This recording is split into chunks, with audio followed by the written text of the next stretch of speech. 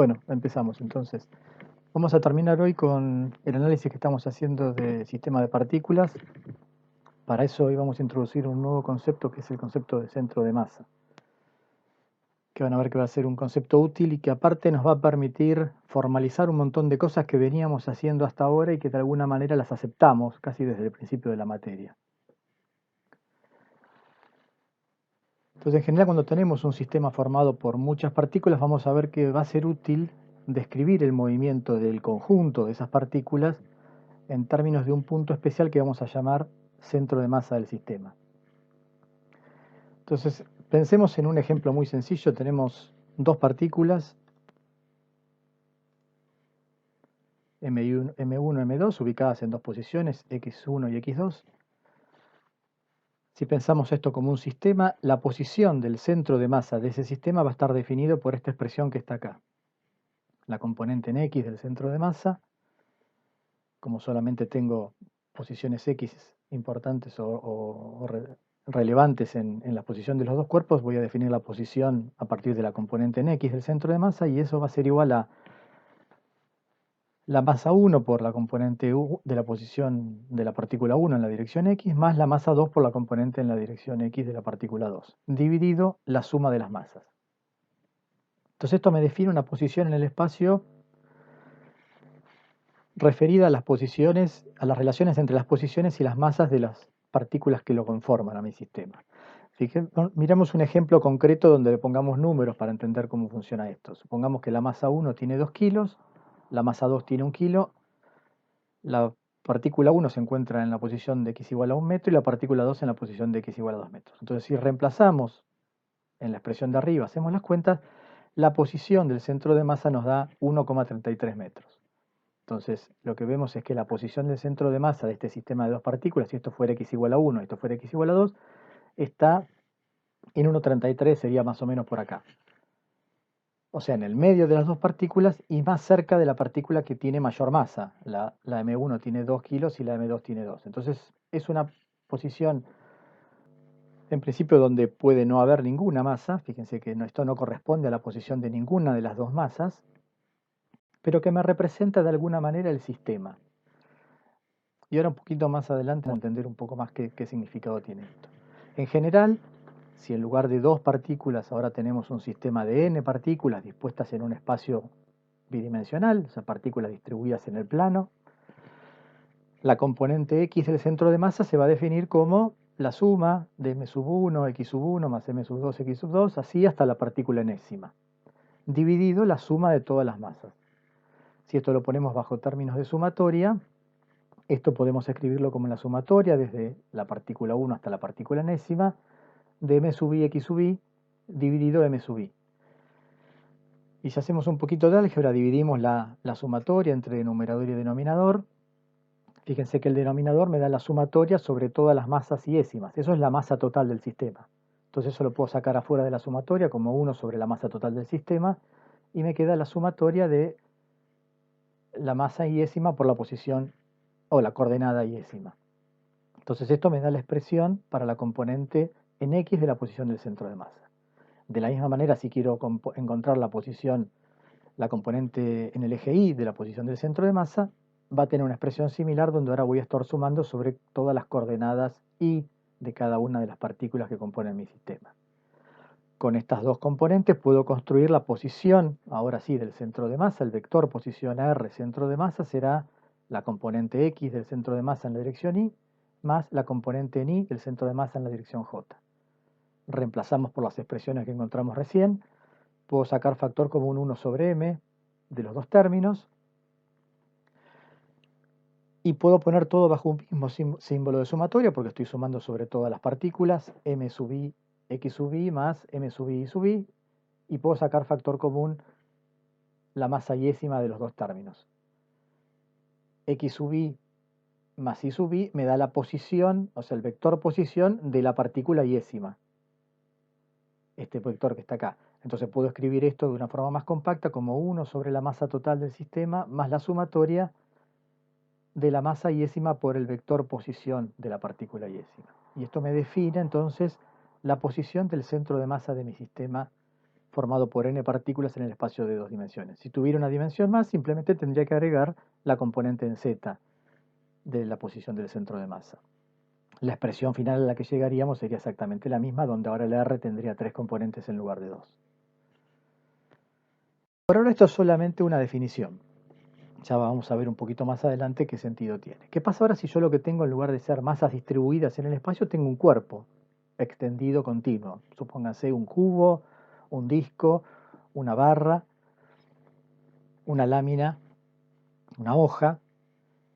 Entonces lo que tenemos que hacer en ese caso para definir la posición del centro de masa es cambiar la sumatoria por una integral, porque ahora tengo una superficie o un volumen continuo, un cuerpo continuo, una distribución de masa continua en el espacio. Entonces lo que hacemos es tomar el límite de la expresión que habíamos encontrado recién para ahora un elemento de masa tendiendo a cero. Cuando hacemos eso, esta sumatoria va a tender a la integral, y la posición del centro de masa, o la componente x de la posición del centro de masa, va a estar definida como 1 sobre la masa total por la integral de x diferencial de masa. Y lo mismo para la componente en y de la posición del centro de masa. La componente en y será 1 sobre la masa por la integral ahora de y diferencial de masa. Si conjugamos estas dos expresiones, puedo tener ahora la expresión vectorial de la posición del centro de masa para un objeto extendido, y lo que tendré es una integral de volumen sobre toda la masa del cuerpo. Veamos un ejemplo sencillo de cómo se aplica esto para un cuerpo. Pensemos en una barra uniforme, es decir, que su masa está distribuida uniformemente a lo largo de toda su longitud, con una masa total m y una longitud l. Entonces lo que voy a hacer es alinear la barra con el eje x para que las cuentas sean un poquito más sencillas, de forma tal que las componentes en y y la componente en z del centro de masa sean 0, y solo me interesa encontrar la componente en x del centro de masa. Entonces lo que vamos a hacer es definir una cantidad que es la densidad lineal de masa, que me dice cómo está distribuida la masa por unidad de longitud, cuánta masa tengo en una unidad de longitud. La densidad de masa para una distribución uniforme se define simplemente como la masa total definida en longitud. Entonces así podemos encontrar qué masa está contenida en un diferencial de x de la barra. Si diferenciamos esta expresión, el diferencial de masa será lambda por diferencial de x. Entonces ya estamos listos para realizar la integral, donde ahora solamente de esta integral en 3 dimensiones voy a resolver la integral en una, porque es la única dimensión importante en el problema. Entonces la posición en x del centro de masa será 1 sobre m por la integral de x diferencial de m. A diferencial de m lo vamos a reemplazar por la expresión que encontramos recién en función de la densidad lineal de masa. Esto me va a dar la masa en un diferencial de x. De forma tal que la integral ahora cambia de variable y paso a integrar en la variable x, de forma tal que los límites de integración van a ser 0 y l, es decir, voy a integrar a lo largo de toda la barra. La integral de esto es muy sencillo porque es x, lambda sale afuera y esto es x diferencial de x, es x cuadrado sobre 2. Evaluado entre 0 y l. En 0 vale 0, en l vale l cuadrado. O sea que la integral me da lambda por l cuadrado sobre 2m. Pero recordemos que lambda, la densidad lineal de masa, la definimos como el cociente entre la masa total y la longitud de la barra. Entonces, si reemplazo por esa expresión, puedo simplificar un L arriba y el L de abajo, puedo simplificar las masas, y la posición del centro de masa simplemente me da L sobre 2. Es decir, que el centro de masa de una barra uniforme está ubicado en la mitad de la barra, lo cual parece un resultado con bastante lógica. Y en general, cuando resolvamos o querramos resolver problemas de encontrar centros de masa de cuerpos extendidos, vamos a ver que siempre va a haber una cuestión relacionada con la simetría del cuerpo. Si el cuerpo es simétrico, el centro de masa va a estar ubicado en el centro del cuerpo, siempre y cuando la distribución de masa sea uniforme, ¿no? Eso es fundamental. Si la distribución de masa no es uniforme, eso ya va a cambiar, pero ahí ya la integral va a ser un poquito más compleja de resolver. Entonces, si yo quiero ver cuánto vale la ubicación del centro de masa de un disco, voy a ver que el centro de masa de un disco está ubicado en el centro del disco. Si quiero ver dónde está ubicada el centro de masa de un cubo, va a pasar exactamente lo mismo. Siempre va a haber una relación bastante simétrica con la posición del centro de masa en la medida que el cuerpo sea simétrico y su distribución de masa sea uniforme. De todos modos, no vamos a tener que resolver integrales de este tipo. No vamos a trabajar mucho para encontrar posiciones de centro de masa en cuerpos extendidos, pero se los muestro porque probablemente el de una barra o de algún cuerpo simétrico sea importante a veces conocerlo. Y también va a tener un poquito de sentido después cuando entendamos un poco cuál es el sentido de esta definición de centro de masa. Entonces, vamos a empezar a entender un poco cuál es la utilidad de este concepto cuando empecemos a analizar el movimiento de un sistema de partículas. Entonces, para analizar el movimiento de un sistema de partículas y poder entender cuál es el sentido físico de haber definido esta posición de centro de masa, lo que vamos a hacer es buscar la velocidad del centro de masa de un sistema de partículas. Para eso, para encontrar la velocidad del centro de masa, lo que haremos es derivar el vector posición. Ya sabemos que el vector velocidad se encuentra como la derivada del vector posición.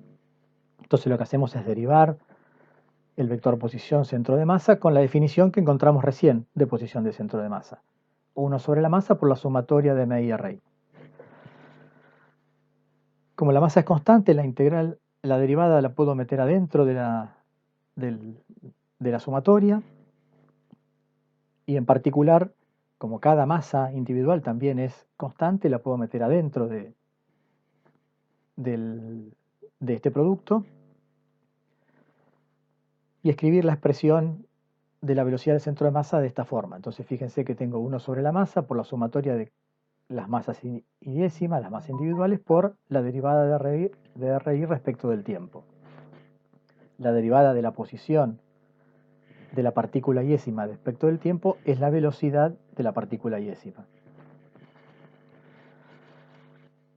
Entonces lo que voy a hacer es pasar multiplicando la masa total acá, y la expresión que voy a obtener entonces es que la masa total por la velocidad del centro de masa es igual a la sumatoria de la masa iésima por la velocidad iésima de la partícula.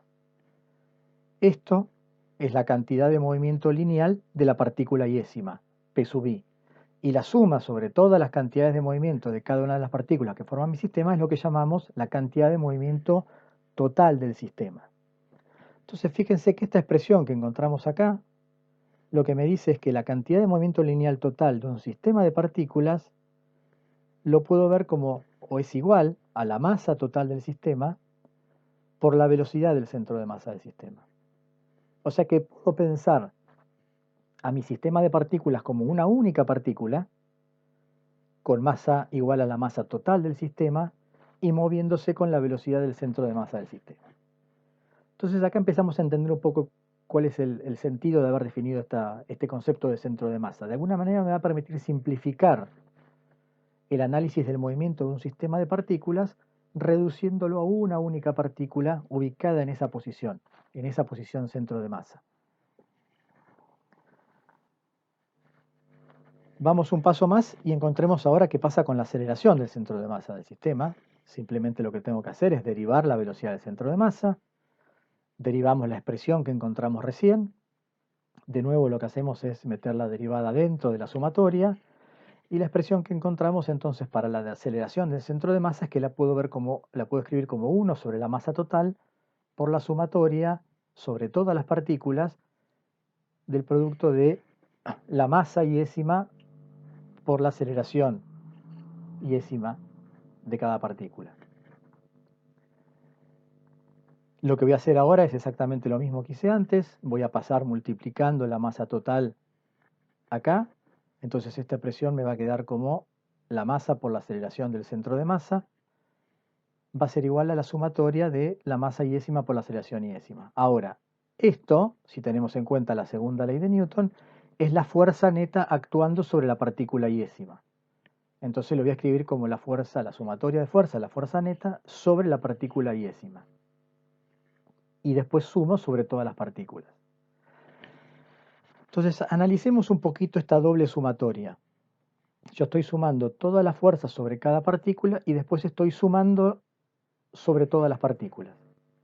Entonces, en esta sumatoria van a entrar en juego tanto las fuerzas externas actuando sobre el sistema como las fuerzas internas que actúan en el sistema.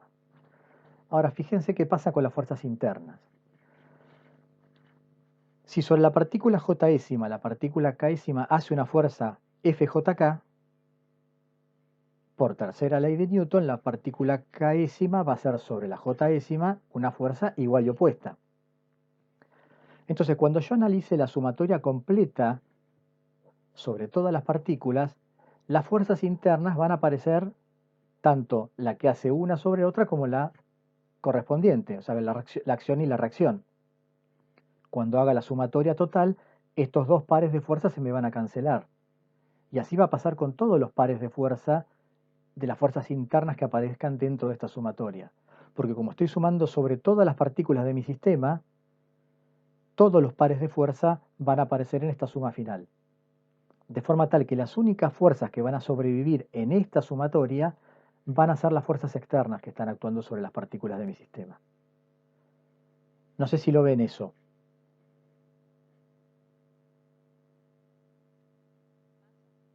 Bueno, lo repito entonces. Yo acá estoy sumando sobre cada partícula todas las fuerzas que actúan sobre cada partícula. Y después sumo sobre todas las partículas. Entonces lo que me aparece en la sumatoria total son todas las fuerzas actuando sobre cada partícula individual de mi sistema. Bien, ahí van a entrar en juego fuerzas internas. Fuerzas internas son las fuerzas que se hacen entre las partículas del sistema y las fuerzas externas, las que están haciendo desde afuera del sistema, sobre las partículas que forman parte de mi sistema. Ahora, las fuerzas internas siempre sabemos que aparecen de a pares. Si A le hace una fuerza a B, B le hace una fuerza A igual y opuesta. ¿Sí? Eso es lo que me dice la tercera ley de Newton. Como las dos partículas A y B están dentro de mi sistema, yo cuando haga la sumatoria, por un lado me va a aparecer la fuerza que A le hace a B, y en algún otro lado, cuando llegue a la otra partícula, me va a aparecer esta otra también, que es igual y opuesta. Entonces, cuando extienda la suma, todos los pares de fuerzas internas van a aparecer cancelándose. En una lo va a aparecer en la partícula, cuando llegue a la partícula A, o la K, supóngase como puse acá, en otra, la del signo menos va a aparecer cuando llegue a la partícula J. Pero cuando extienda la suma, estas dos me van a aparecer, y así todos los pares de fuerzas internas que aparezcan en mi sistema. Porque yo sumo sobre todas las partículas. Entonces esos pares, a la larga, cuando extienda esta sumatoria sobre todas las partículas, se me van a cancelar. Sobre cada partícula no, porque si yo miro la fuerza sobre una partícula, la que me aparece es esta, sobre la partícula J, sobre la partícula K décima. Entonces sobre cada partícula las fuerzas van a aparecer todas. Pero cuando extienda la sumatoria sobre todas las partículas, la que A le hizo a B va a estar en un término, pero la que B le hizo a A, que es igual y opuesta, va a aparecer en otro término. Y se van a terminar restando y cancelando todas. Entonces las fuerzas internas, las fuerzas que se hacen entre las partículas del sistema, esas se cancelan en la suma. Las únicas que sobreviven a esta sumatoria son las fuerzas que vienen desde afuera del sistema, porque esas no aparecen de a pares. Si yo lo que tengo es un montón de partículas que se están moviendo las tiro un montón de pelotitas que se mueven juntas, imagínense un montón de partículas unidas por resortes entre ellas. Entonces lo que tengo son tres partículas unidas por resortes. Entonces entre ellas se hacen fuerzas restitutivas elásticas. Pero además, si yo las tiro en un movimiento parabólico, voy a tener la fuerza peso actuando sobre cada una. Las fuerzas elásticas, la que hace ACB y la que B hace A, se me cancelan, porque me aparecen en dos términos diferentes de esta suma, una positiva y otra negativa, se restan. Ahora, las fuerzas peso que aparecen sobre cada partícula, esas no desaparecen, porque es la fuerza peso que la Tierra le hace a una, la fuerza peso que la Tierra le hace a dos, la fuerza peso que la Tierra le hace a tres. Esas tres fuerzas no van a aparecer compensadas, porque las reacciones a esas fuerzas las hacen las partículas sobre la Tierra. La Tierra no es parte de mi sistema. Entonces solo sobreviven a esta sumatoria las fuerzas externas que están actuando sobre el sistema. ¿Sí? Bueno, importante eso. Entonces, esta sumatoria la puedo reescribir ahora como la sumatoria sobre las fuerzas externas actuando sobre las partículas del sistema. Y eso es igual a la masa total de las partículas por la aceleración del centro de masa. Entonces lo que vemos es que la fuerza neta externa que actúa sobre mi sistema de partículas es igual a la masa total por la aceleración del centro de masa. Es decir, el centro de masa lo puedo pensar como una única partícula de masa total m sobre el cual está actuando la fuerza externa neta total sobre el sistema. Y se mueve con la aceleración del centro de masa. Entonces, esto que está escrito acá es un poco la justificación del modelo de partícula que venimos usando desde el principio de la materia para cuerpos macroscópicos. Yo agarraba el borrador y le decía, bueno, vamos a analizar el movimiento del borrador. Yo tiro el borrador y veo que se mueve como una parábola, la fuerza que actúa es la fuerza peso total. Ahora, si uno se mete dentro del borrador, el borrador es un sistema de partículas. El borrador está compuesto por un número infinito, casi, no infinito, pero un número muy grande de átomos que de alguna manera están interactuando entre ellos. Y hay fuerzas que los mantienen unidos. ¿Sí? ¿Por qué nunca nos preocupamos por eso? ¿Por qué nunca nos metimos adentro del borrador para mirar las fuerzas que actuaban entre las partículas cuando queríamos analizar el movimiento? Bueno, en su momento dijimos, bueno, yo lo puedo considerar como un único cuerpo y voy a pensar que ese cuerpo está concentrado en un punto que llamamos nuestra partícula, usando el modelo de partícula, ¿no? Y al borrador lo veía como un punto. Y me olvidaba de las dimensiones del borrador, la forma del borrador y el hecho de que el borrador estaba compuesto por un montón de partículas unidas por fuerzas que generaban una interacción entre ellas. Entonces, esta expresión que está acá un poco es la justificación de que lo que venimos haciendo y diciendo que el borrador se movía como una partícula única y de masa total m, estaba bien. Y no tenía que preocuparme por las fuerzas que se ejercían dentro de todas esas partículas que formaban parte del borrador. Porque esas fuerzas se cancelan cuando yo tomo la sumatoria completa sobre todas las partículas que lo forman. Y puedo pensar a mi borrador como una única partícula de masa total m, donde m es la suma de todas las masas individuales de las partículas que lo forman, y que se mueve como si toda su masa estuviera concentrada en una posición en el centro del borrador, que es la posición del centro de masa, con la aceleración del centro de masa. Entonces esto de alguna manera nos da tranquilidad que lo que venimos haciendo hasta ahora, cuando tratábamos con cuerpos macroscópicos, no era una locura, sino que está justificado. Tardamos un poco en justificarlo, porque bueno, teníamos que hacer todo un recorrido para poder llegar a esta expresión que tenemos acá. Pero nos quedamos tranquilos entonces que lo que venimos haciendo hasta ahora está bien. Y si alguno por ahí, cuando empezamos a analizar el tema del sistema de partículas, se puso a pensar que muchas de las cosas de las que venimos describiendo hasta ahora en realidad no eran una única partícula, sino que eran efectivamente un sistema de partículas interactuando, bueno, el análisis que hicimos es correcto y tiene una justificación ahora que lo podemos escribir. ¿Sí?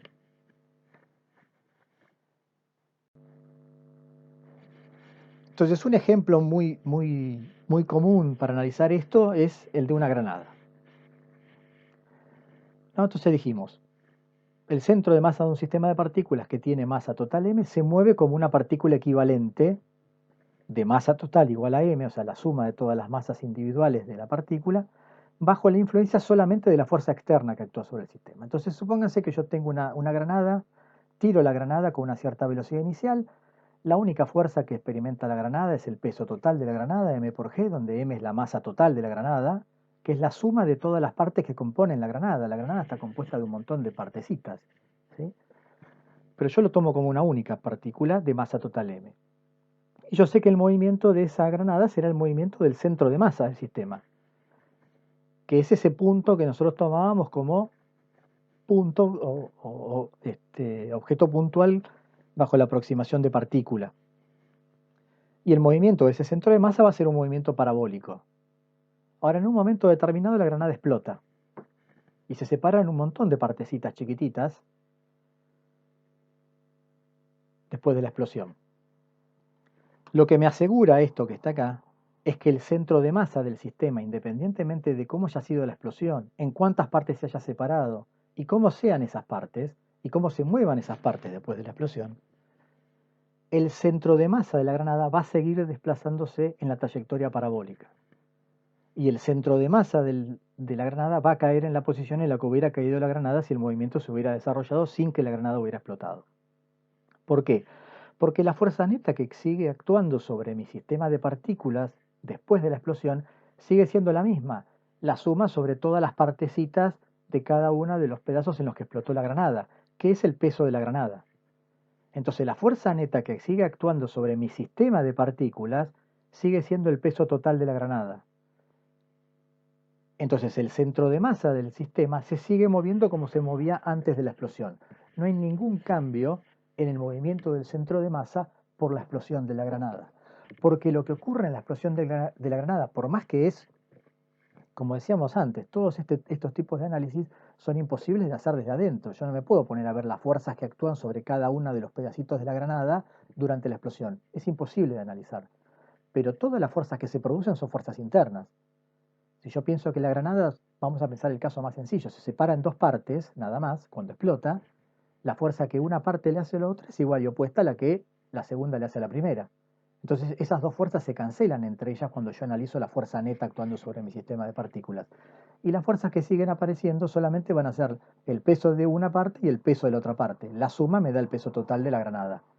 Entonces la granada se sigue, el centro de gravedad, el centro de masa de la granada se sigue moviendo bajo la acción de la fuerza neta de atracción gravitatoria, o sea, el peso. Y el centro de masa va a caer en el extremo de la parábola. Probablemente cuando yo analice qué pasó con los pedacitos de la granada, acá no haya ningún pedazo de la granada. Los pedazos de la granada cargan dispersos en diferentes lugares, pero en este lugar probablemente no haya ninguno. Ahora, supóngase el caso más sencillo que decíamos recién. Si la granada explota en dos pedazos de igual masa, uno va a estar a una distancia hacia acá de la granada, del centro de masa, y el otro va a estar a la misma distancia hacia el otro lado, de forma tal que la posición del centro de masa del sistema sea el del extremo de la parábola. Entonces esta es la utilidad un poco de mirar el sistema desde el centro de masa. Me permite analizar el movimiento conjunto de las partículas. Yo fíjense que no estoy analizando qué le pasa a cada partícula individual. Yo estoy mirando qué le pasa al conjunto de las partículas que conforman mi sistema, mirándolo desde el centro de masa, y ese movimiento lo puedo analizar de una forma mucho más sencilla mirando solamente las fuerzas externas que actúan, sin preocuparme cómo son todas esas fuerzas de interacción entre cada una de las partículas que lo componen. ¿Se entiende este concepto? ¿Sí? Bueno, párenme, porque yo sigo, si no, pero si surge alguna duda, pregunten. Entonces vamos a integrar esta expresión que encontramos recién, la fuerza externa neta actuando sobre el sistema es igual a la masa total por la aceleración del centro de masa. Si yo lo integro en un cierto intervalo de tiempo durante el cual esa fuerza externa actúa, la integral esta la voy a escribir como la aceleración, la voy a escribir como la derivada de la velocidad del centro de masa respecto del tiempo. Puedo simplificar los diferenciales del tiempo y me queda una integral directamente en el diferencial de velocidad del centro de masa. Esto me va a dar la masa total por el delta de velocidades del centro de masa, o sea, la masa por la velocidad del centro de masa final menos la masa por la velocidad del centro de masa inicial, o sea, la variación de la cantidad de movimiento total del sistema. Si miramos este lado de la expresión, esta integral, recuerde que es lo que definimos como impulso de la fuerza neta externa actuando.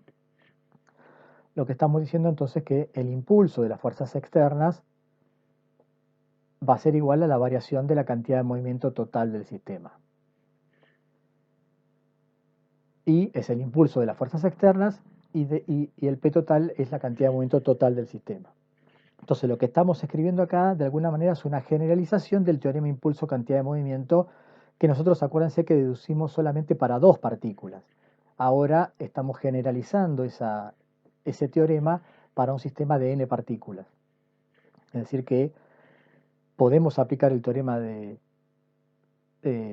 impulso cantidad de movimiento en un sistema generalizado de n partículas interactuando.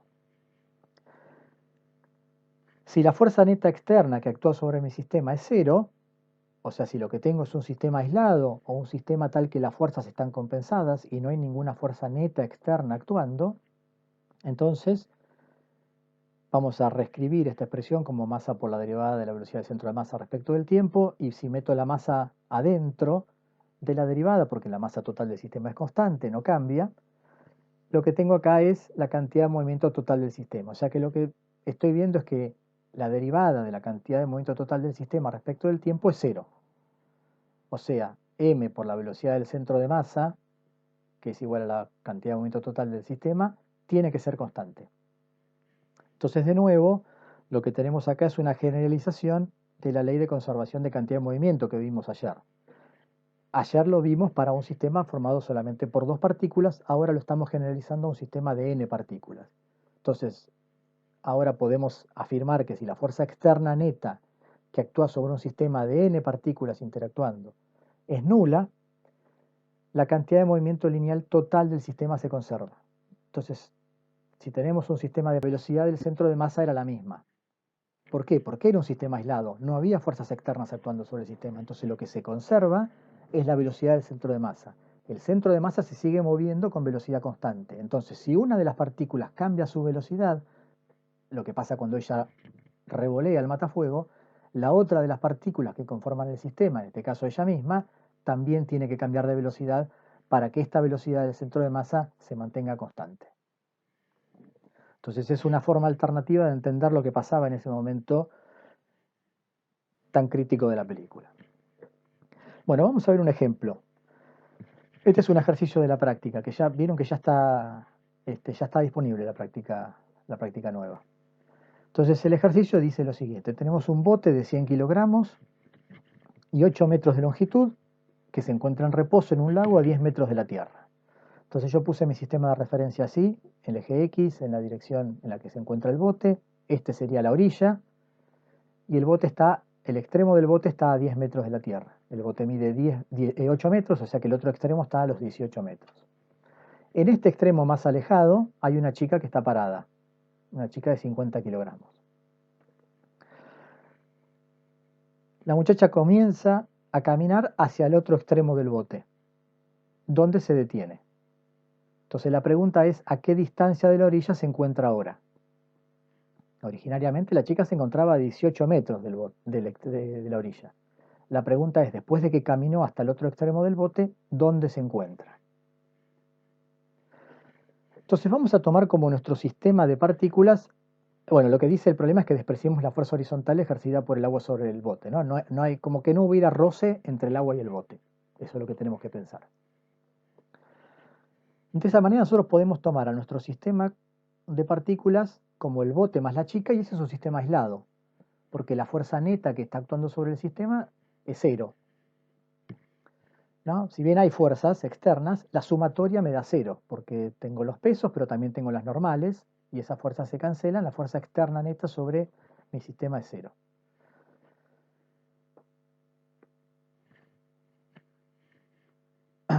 Entonces la sumatoria de fuerzas externas, que es igual a la masa, ya vimos que es igual a la masa total por la aceleración del centro de masa del sistema, es igual a cero. Esto me asegura, como vimos recién, que la cantidad de movimiento lineal total del sistema es constante. Por lo tanto, el producto masa por velocidad del centro de masa del sistema es constante, lo que implica entonces que la velocidad del centro de masa también es constante. Entonces, durante todo el problema, incluso cuando la chica se está moviendo, no lo vamos a analizar ahora, pero uno podría llegar a preguntarse qué pasa cuando la chica camina por el bote. La velocidad del centro de masa es constante. ¿Cuánto vale la velocidad del centro de masa inicial? Y inicialmente la chica está en reposo, el bote está en reposo, la velocidad del centro de masa inicial es cero. O sea que la velocidad del centro de masa es cero y es constante, o sea que siempre vale cero. Si la velocidad del centro de masa es cero, la posición del centro de masa tiene que ser constante, porque la derivada de r respecto de t me da la velocidad. Si esto es cero, r del centro de masa tiene que ser constante. O sea que cuando la chica camina por el bote, la posición del centro de masa no puede cambiar. ¿Está claro eso? La posición del centro de masa tiene que permanecer constante. Entonces lo que podemos hacer es encontrar la posición del centro de masa en la situación original, ¿sí? En la situación original yo tengo las posiciones de los dos cuerpos, puedo encontrar la posición del centro de masa. Al bote lo voy a pensar como una barra de longitud L. Ya vimos que la posición del centro de masa de una barra de longitud L está en L sobre 2, o sea que la posición del centro de masa va a estar en el medio de la barra.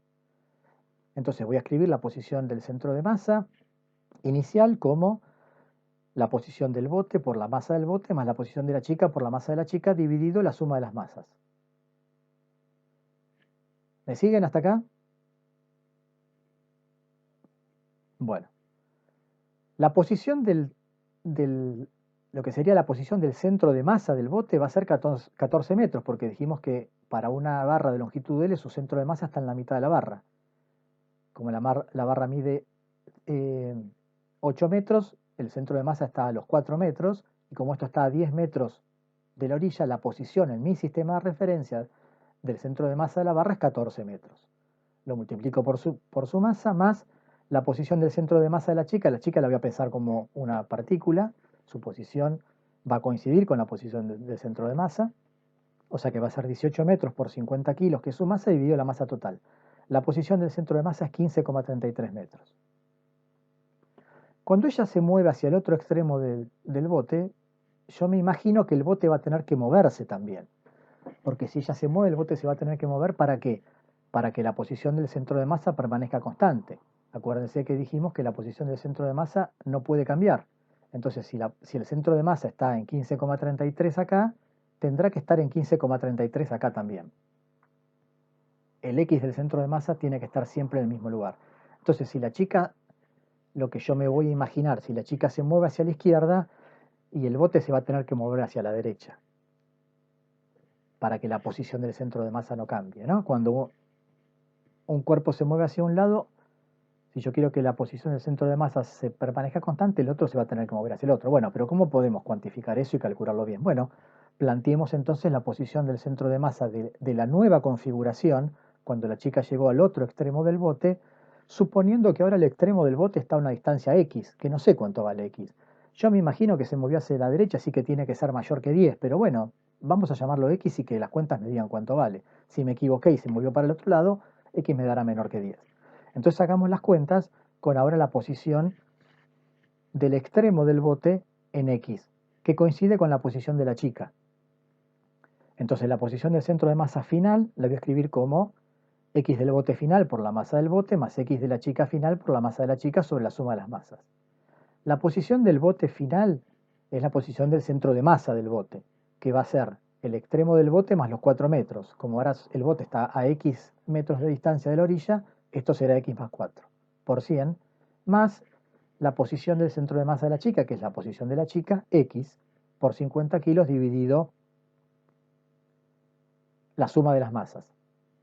Y esto me tiene que dar la misma posición del centro de masa que antes, porque como dijimos, la posición del centro de masa tiene que permanecer constante. O sea que esto me tiene que dar 15,33.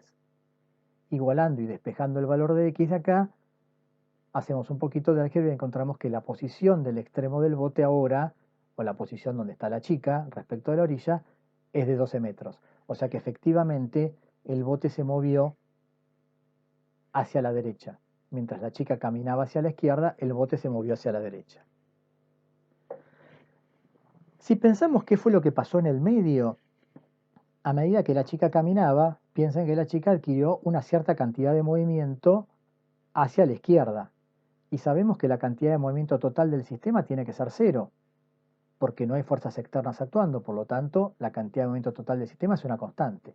Es decir, que si la chica adquirió una cierta cantidad de movimiento hacia la izquierda, el bote tiene que adquirir una cierta cantidad de movimiento hacia la derecha, para compensar la cantidad de movimiento de la chica y que la suma total me siga dando cero. Entonces tiene lógica que el bote se haya movido hacia allá. ¿Por qué se mueve el bote? Bueno, el bote se mueve, si ahora analizamos el problema solamente desde el bote, lo que tenemos que pensar es que el bote estaba en reposo y de golpe se empezó a mover. ¿Por qué se empezó a mover? Bueno, debe haber habido una fuerza actuando sobre el bote. Y ahí ya nos tenemos que empezar a ver en la forma en la que están interactuando los dos cuerpos. Hasta ahora fíjense que no pensamos, en ningún momento pensamos cómo era la interacción entre la chica y el bote. No hablamos de qué fuerza es la que se está haciendo entre ellos. Efectivamente hay una fuerza de interacción y la fuerza de interacción es la fuerza de roce. Para que la chica pueda caminar sobre el bote tiene que haber una fuerza de roce entre la superficie del bote y la planta del zapato de la chica. Si no hay fuerza de roce yo no puedo caminar. Si eso fuera una lámina de hielo yo me quedaría caminando en el lugar y nadie se movería.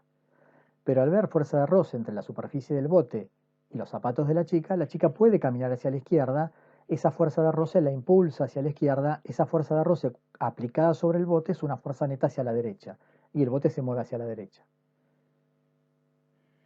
Se mueve hasta que la chica se frena, cuando la chica se frena el bote se frena.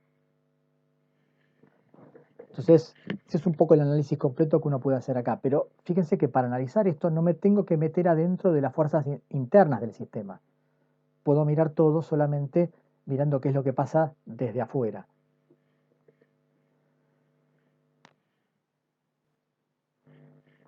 Y para terminar vamos a analizar ¿qué es lo que pasa si miramos al sistema desde el centro de masa? O sea, como vimos, la velocidad del centro de masa de un sistema de partículas permanece constante cuando la fuerza neta externa que está actuando es cero. Entonces, para algunos problemas van a ver que es conveniente elegir un sistema de referencia donde pongamos el origen en el centro de masa del sistema. Con respecto al sistema de laboratorio, supónganse un sistema fijo a la Tierra, el sistema centro de masa, este sistema se va a mover con velocidad constante, velocidad del centro de masa. Por lo tanto, va a ser un sistema inercial, porque la velocidad del centro de masa es constante. O sea que va a ser un sistema desde el cual voy a poder analizar la mecánica del movimiento con las leyes de Newton si fuera necesario. Este sistema, como está fijo al centro de masa, se lo suele llamar sistema centro de masa. Entonces vamos a ver cómo hacemos para hacer el cambio de velocidades de un sistema a otro. Vamos a recordar algo que yo di en una clase, esto creo que está subido en la clase 4, si no me equivoco, de velocidad relativa. Pero vamos a recordar un poquito cómo hacemos para pasar las velocidades de un sistema a otro cuando hay un sistema que se está moviendo con velocidad constante uno respecto del otro. Entonces, supongamos que tenemos un sistema de referencia que es el de laboratorio, fijo a la Tierra, X e Y, con mi origen acá. Tengo una partícula en una determinada posición del espacio, esa partícula va a tener una posición en mi sistema de laboratorio R. Y tengo otro sistema de referencia que llamamos X' y', que se está moviendo con una cierta velocidad, constante respecto al sistema de laboratorio. La posición del origen de ese sistema de coordenadas va a estar definida por un vector que lo llamamos vector R mayúscula.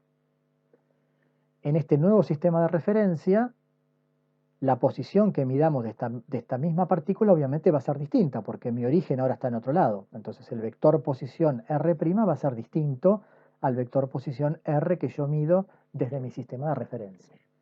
¿Cómo se relacionan las posiciones que medimos en un sistema de referencia y en otro? Bueno, a través del vector R mayúscula. Fíjense que acá tengo un triángulo, de forma tal que el vector R minúscula es igual a R grande más R'. O sea que si yo quiero conocer la posición en el sistema de referencia que se está moviendo con velocidad v en el sistema primado, la posición R' será R minúscula menos R mayúscula. O sea, la posición en el sistema fijo menos la posición relativa del sistema que se está moviendo respecto al fijo. Para encontrar la relación de velocidades, como este sistema se está moviendo respecto al fijo, la velocidad que midamos para esta partícula no va a ser la misma en los dos sistemas de referencia. Entonces, para encontrar la relación de velocidades, lo que hacemos es derivar esta expresión respecto del tiempo.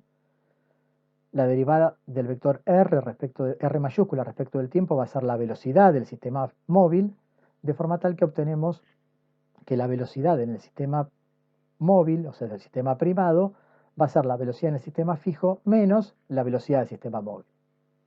Entonces, supongamos que ahora nuestro sistema móvil es el sistema centro de masa, es decir, un sistema que yo fijo con el origen en el centro de masa de mi sistema de partículas, es decir, que la velocidad del sistema móvil es la velocidad del centro de masa.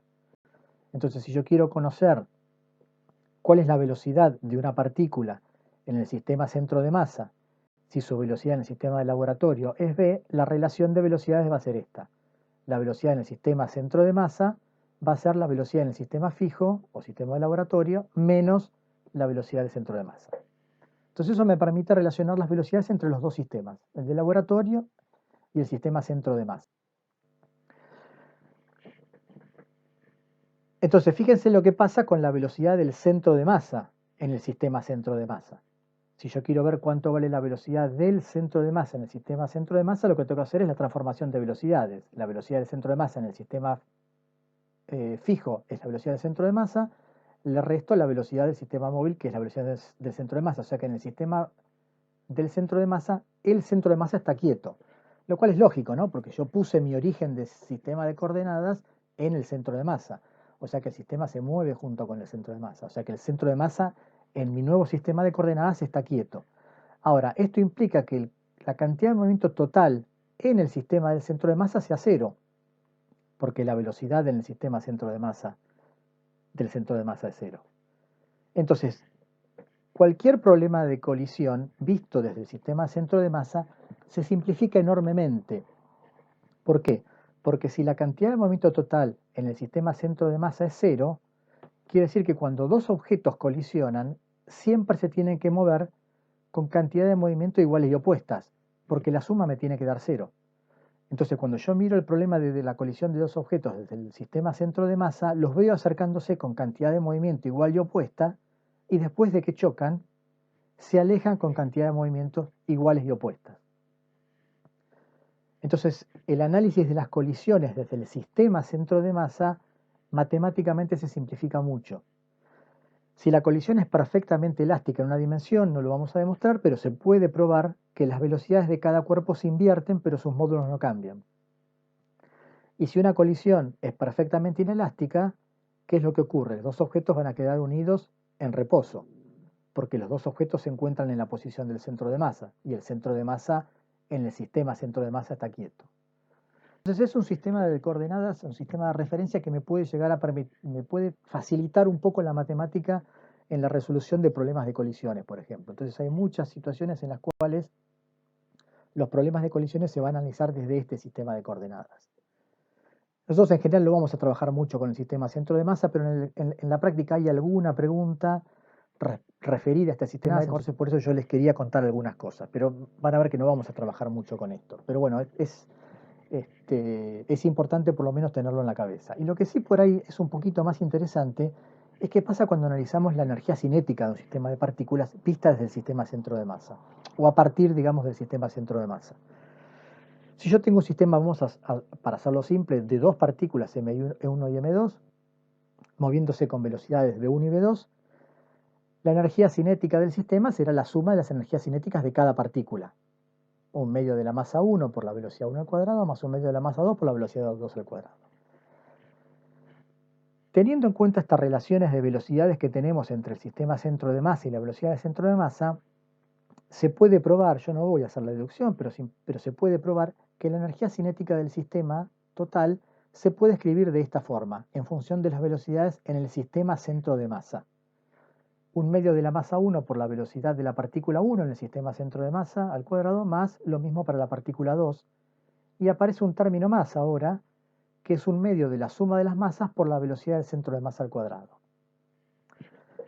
Entonces, esta es una forma distinta de ver la energía cinética total de un sistema de partículas. Los dos primeros términos lo que me dicen es cómo se están moviendo las partículas respecto al centro de masa.